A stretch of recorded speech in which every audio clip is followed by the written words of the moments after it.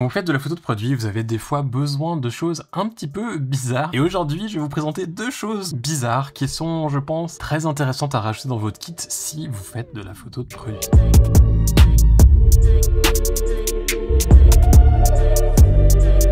Yo les gens, j'espère que vous allez bien. Aujourd'hui, on va parler de deux petites choses qui ressemblent à ça. Je pense que de premier abord, vous voyez pas trop de quoi il s'agit. Peut-être que certains ont déjà vu soit l'un soit l'autre. On va parler tout d'abord de cette lampe que j'ai achetée et qui m'a fait penser que ça serait assez cool d'acheter ça avec. Cette petite lampe, peut-être que vous le voyez, peut-être pas, je sais pas ce que ça va donner à la caméra. C'est une lampe qui éclaire sur une longueur d'onde de 365 nanomètres. C'est donc une lumière noire ou UV si vous préférez. C'est intéressant pour fixer de la résine ou que vous allez vous faire les ongles et qu'on vous passe une lumière UV, c'est exactement ce genre de petite chose qui peut être utilisé. Ce genre de lumière est très utilisé en photo de produit, pas forcément pour afficher les poussières, quoique ça pourrait en être une utilisation.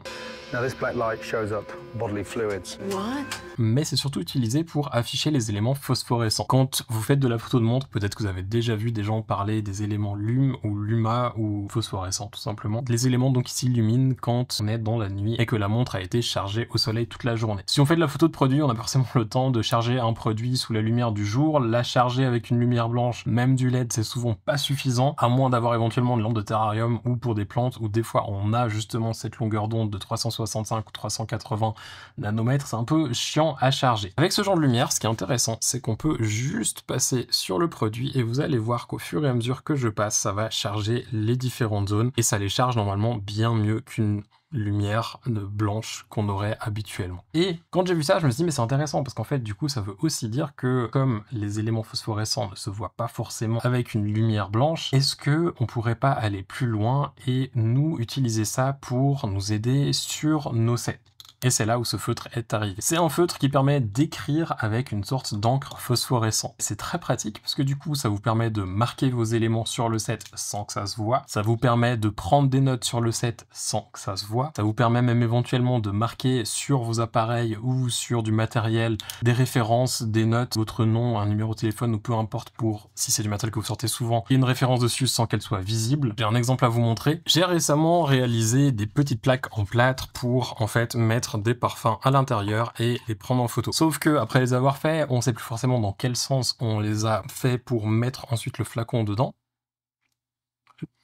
Il se voit pas du tout comme ça, et qui me permet de me rappeler que du coup, le flacon est censé être vertical. J'ai fait juste le dessin du flacon. Si vous faites de la photo de bouteilles, que vous faites de la photo d'autres produits, que vous avez besoin de changer, par exemple, je pense aux bouteilles de vin ou de la bière ou des choses comme ça, ou du coup, vous en avez toute une série à repositionner au même endroit, vous prenez votre feutre, vous faites le tour de la bouteille, et ça se voit pas du tout, vous éclairez, et vous pouvez repositionner exactement là où c'était. Petite note quand même par rapport à ce feutre, alors celui que j'ai, je vous le mettrai dans la description, c'est un Pentouch, il marche très bien. Le seul truc c'est que ça a tendance à mouiller un petit peu trop le support. Ce qui est un petit peu embêtant, c'est que du coup, juste après avoir fait la trace, ça peut éventuellement laisser une impression de zone qui a été mouillée ou détrempée.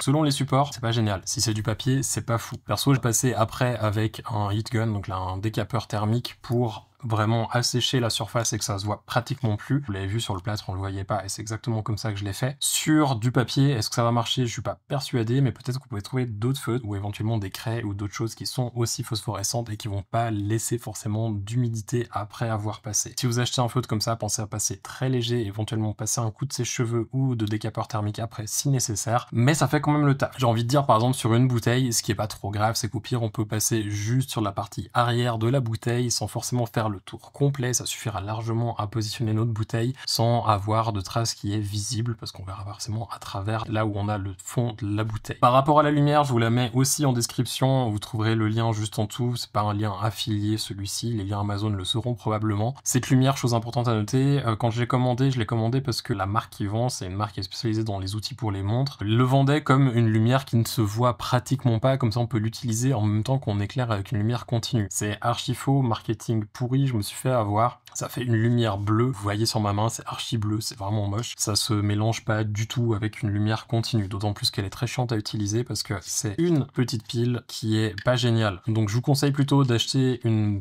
une autre version qui sera peut-être un peu plus grande, un peu plus puissante et qui peut se recharger en USB, parce que là pour la peine ça c'est pas génial.